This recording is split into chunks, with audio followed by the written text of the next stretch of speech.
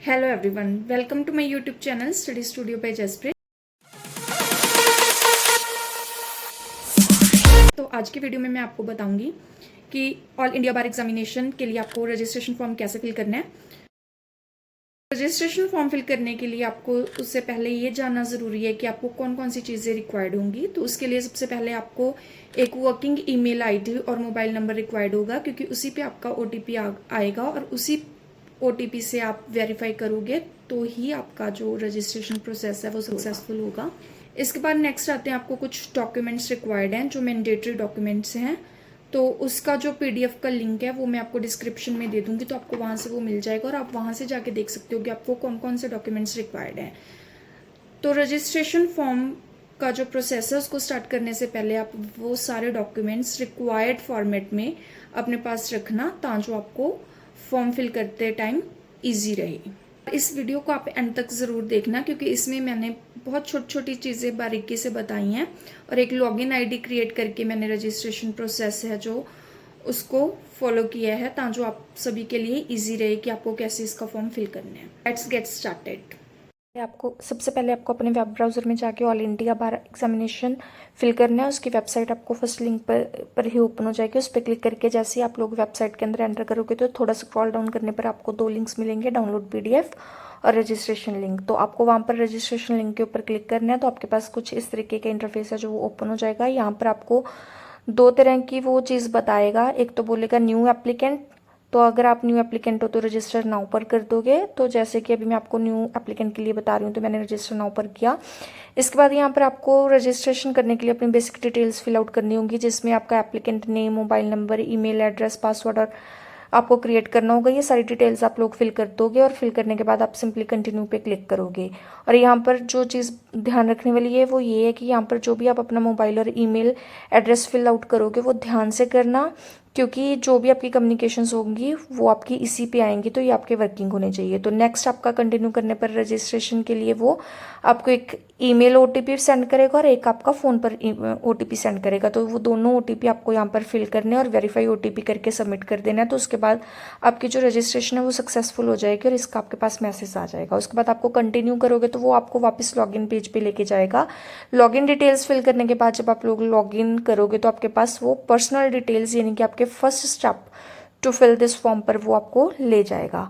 तो उसका इंटरफेस कुछ इस तरीके से होगा। यहाँ पर आपने अपनी पर्सनल डिटेल्स फिल आउट करनी है, जैसे कि पहले आपने अपनी ईमेल एड्रेस फिल करना है, देन अपना मोबाइल नंबर और फिर इसमें आपका एग्ज़ाम नेम हमारा AIB19 आ जाएगा, एप्लीकेंट का फुल नेम यहाँ पर फिल करना है। उसके बाद आपकी कैटेगरी आ जाएगी। कैटेगरी आपकी जो भी इनमें से कैटेगरी है, जनरल, OBC, SC, ST, तो आप उस अकॉर्डिंगली फिल कर दोगे। अगर आपकी रिजर्व्ड कैटेगरी है, OBC, SC, ST, तो आपके पास उसका सर्टिफिकेट होना चाहिए, क्योंकि वो डॉक्यूमेंट्स वाले पेज पे जब हम लोग डॉक्यूमेंट्स अपलोड करेंगे तो वहाँ पर आपको चाहिए होगा। इसके बाद हमें अपना जो ID प्रूफ है, गवर्नमेंट ID प्रूफ है, इनमें से कोई भी आपको एक सिलेक्ट करना होगा।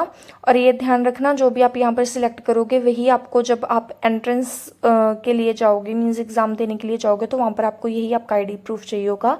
तो जैसे कि यहाँ पर मैंने आधार कार्ड क्लिक कर दिया, तो इसी ID प्रूफ का आपको आगे जो आपका गवर्नमेंट ID प्रूफ का नंबर है वो आपको फिल करना होगा। फॉर एग्जांपल अगर मैंने आधार कार्ड किया तो यहाँ पर मेरा आधार कार्ड नंबर आएगा ID प्रूफ नंबर में। उसके बाद आ जाता है हमारा जेंडर। तो जेंडर में जो भी आपका जेंडर है, मेल, फीमेल, ट्रांसजेंडर, आप वो फिल कर दोगे सिंपली। उसके बाद ये आपको पूछेगा कि अगर आपके पास कोई डिसेबिलिटी है, अगर आप डिसेबल्ड पर्सन हैं तो आप यस करोगे। यस करोगे तो वो फर्दर डिटेल्स मांगेगा आपसे, तो वो आपको फिल करनी पड़ेंगी। अगर आप डिसेबल्ड पर्सन नहीं है तो आप यहाँ पर सिंपली नो पर क्लिक कर दोगे।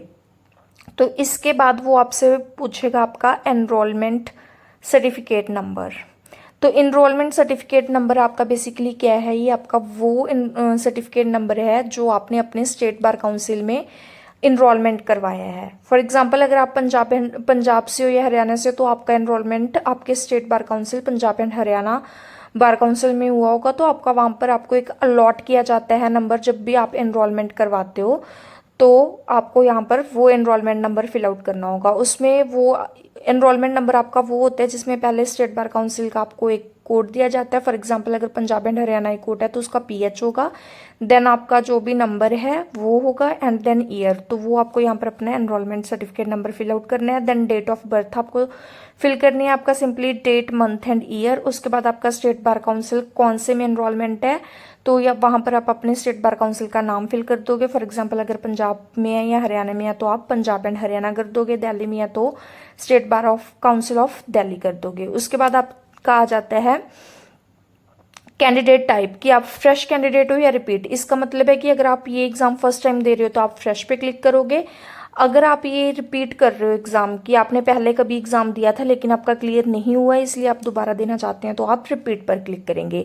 और इसके बाद आपका लास्ट ऑप्शन आता है ऑल्टरनेटिव मोबाइल नंबर। ये इट्स कम्प्लीटली ऑप्शनल, अगर आप देना चाहते हो तो दे सकते हो, otherwise you can simply click on save and proceed. तो उसके बाद आपके पास ये नेक्स्ट इंटरफेस है जो वो ओपन हो जाएगा, जो कि आपकी बेसिक डिटेल्स का रहेगा। तो इसमें भी आपको सारे नेम्स वगैरह अपनी जो भी डिटेल्स हैं वो बहुत ध्यान से फिल करनी है। मदर नेम, फादर नेम, अगर आप मैरिड हैं तो आपके हस्बैंड का नेम आ जाएगा। और ये जो आपके डिटेल्स हैं ये आपके एज इट इज होने चाहिए जैसे कि आपके एनरोलमेंट नंबर पे है, स्पेलिंग्स वगैरह एंड ऑल दैट, तो वो आपको ध्यान से चेक करना होगा। इसके बाद आपका जाता है कॉरेस्पॉन्डेंस एड्रेस, यानी कि यहाँ पर आप रह रहे हो तो इसमें डिटेल्स फिल आउट करोगे आप, अपनी सिटी, डिस्ट्रिक्ट, स्टेट, कौन से स्टेट से हो, अपनी सिटी का पिन कोड। इसके बाद अगर आपका परमानेंट एड्रेस सेम है आपके कॉरेस्पॉन्डेंस एड्रेस की तरह तो आप सिंपली इस बॉक्स पर टिक कर दोगे, तो वो कॉरेस्पॉन्डेंस एड्रेस की आपकी जो डिटेल्स हैं वो एज इट इज आपके परमानेंट एड्रेस में फिल आउट हो जाएंगी ऑटोमेटिकली। बट अगर आपका परमानेंट एड्रेस डिफरेंट है then you have to fill the permanent address details separately. और इसके बाद आपसे वो पूछते हैं एग्जाम डिटेल्स। तो एग्जाम डिटेल्स में सबसे पहले वो आपसे पूछता है कि आप कौन सी लैंग्वेज में अपना पेपर है जो वो अटेम्प्ट करना चाहते हो। तो इसमें जो लिस्ट ऑफ लैंग्वेजेस दी हुई है उसमें से आप कोई भी लैंग्वेज अपनी सिलेक्ट कर लोगे। फॉर एग्जांपल अगर आप इंग्लिश में देना चाहते हो तो मैंने इंग्लिश कर लिया। इसके बाद आती है आपकी सिटी प्रेफरेंसेज। तो सिटी प्रेफरेंसेज में भी ये आपसे 3 प्रेफरेंसेज पूछता है, तो जो आपके मोस्ट नियर बाय सिटी आप पहली प्रेफरेंस उसकी लेना, क्योंकि ज़्यादातर चांसेस होते हैं कि जो हम लोग फर्स्ट सिटी प्रेफरेंस अपने डालते हैं तो वही सेंटर आता है, लेकिन अगर ये बिजी होता है तो चांसेस होते हैं कि हमारी सेकंड प्रेफरेंस या थर्ड हमें मिल जाती है। तो इसके बाद आप सिंपली सेव एंड प्रोसीड कर दोगे। तो इसके बाद वो आपको थर्ड स्टेप यानी कि एजुकेशनल डिटेल्स वाले पेज पर ले जाएगा, तो जिसमें आपने अपनी एजुकेशनल डिटेल्स फिल आउट करनी होती है। पहले आपकी मैट्रिकुलेशन की डिटेल्स आ जाएंगी यानी कि आपके 10th स्टैंडर्ड की। उसके बाद आपका इंस्टीट्यूट, कौन से स्कूल से आपने पास आउट किया है, कौन से बोर्ड से की है, CBSE, ICSE और state board what ever it is. उसके बाद आपको सब्जेक्ट्स फिल करने होंगे, देन ईयर ऑफ पासिंग की कौन सी ईयर में आपने अपनी मैट्रिकुलेशन पास आउट की है, देन परसेंटेज ऑफ मार्क्स। और उसके बाद आपको मैट्रिकुलेशन की मार्कशीट है जो वो यहाँ पर अपलोड करनी होगी। यहाँ पर ध्यान रखना कि जितने भी आपके एजुकेशनल डॉक्यूमेंट्स है ये सारे के सारे आपको PDF में यहाँ पर अपलोड करने हैं, और ये मैक्सिमम 1 MB के आपके होने चाहिए। तो इसके लिए आप सिंपली ओपन फाइल डायलॉग पर क्लिक करोगे तो ये आपको अपने कंप्यूटर स्टोरेज फाइल में ले जाएगा। तो वहाँ से आपकी जो DMC वगैरह हैं आपने PDF फॉर्मेट में रखी हुई हैं, तो सिंपली आप उस पर क्लिक करोगे तो वो आपकी यहाँ पर अपलोड हो जाएगी। उसके बाद आती है आपकी इंटरमीडिएट और डिप्लोमा डिटेल्स। अगर आपने 10th के बाद +2 किया तो आप अपनी इंटरमीडिएट डिटेल्स फिल करोगे। अगर आपने डायरेक्ट कोई डिप्लोमा किया तो आप डिप्लोमा की डिटेल्स फिल करोगे।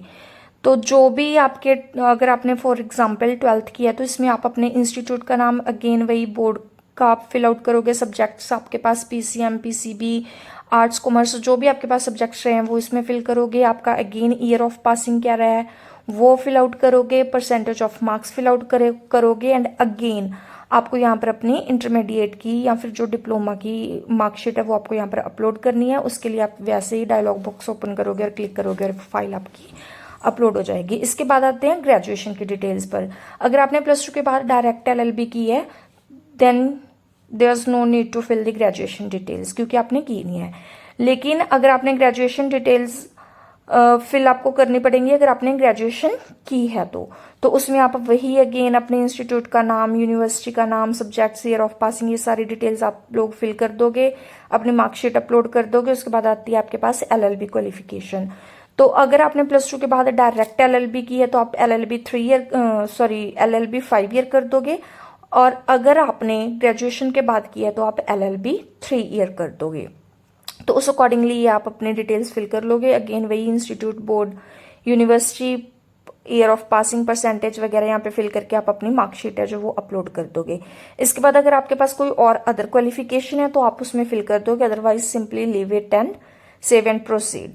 तो यहाँ तक आपकी 2 स्टेजेस हैं जो वो कंप्लीट हो जाएंगी, 2 स्टेप्स हैं जो रजिस्ट्रेशन प्रोसेस के वो कंप्लीट हो जाएंगे। इसके बाद आपके 2 स्टेप्स हैं जो वो रह जाएंगे। कौन कौन से हैं वो? एक तो है आपका डॉक्यूमेंट्स अपलोड करने के एंड आफ्टर दैट आपकी पेमेंट। तो एजुकेशनल डॉक्यूमेंट्स के बाद ये दोनों स्टेप्स आपको फॉलो करने होंगे। और जो डॉक्यूमेंट्स अपलोड आपने करने हैं उसका मैंने आपको जो PDF का लिंक है वो मैंने डिस्क्रिप्शन में दे दिया, तो आप वहाँ से जाके ले सकते हो। आपको वो सारे डॉक्यूमेंट्स वाले सेक्शन में अपलोड करने हैं, सेम उसी वे से जिस तरह से हमने एजुकेशन वाले डॉक्यूमेंट्स अपलोड किए थे। और जैसे ही आप अपने वो रिक्वायर्ड डॉक्यूमेंट्स वहाँ पर अपलोड करोगे तो उसके बाद आपके पास नेक्स्ट जो स्टेप रहेगा वो आपका पेमेंट्स का रहेगा। तो उसमें जाके आपने अपनी पेमेंट है जो उसको डिपॉजिट करवाना है, और जैसे ही आपकी पेमेंट सक्सेसफुल होती है तो आपको पेमेंट सक्सेसफुल का मैसेज आ जाएगा, और इसके साथ ही आपका जो ये कंप्लीट प्रोसीजर है ये आपका सक्सेसफुल हो जाएगा। जैसे आपकी ये एप्लीकेशन कंप्लीट हो जाएगी तो आपको इसको सेव करके रखना है, प्लस इसका जो आप प्रिंट आउट है वो लेके रखेंगे अपने फर्दर रेफरेंस के लिए।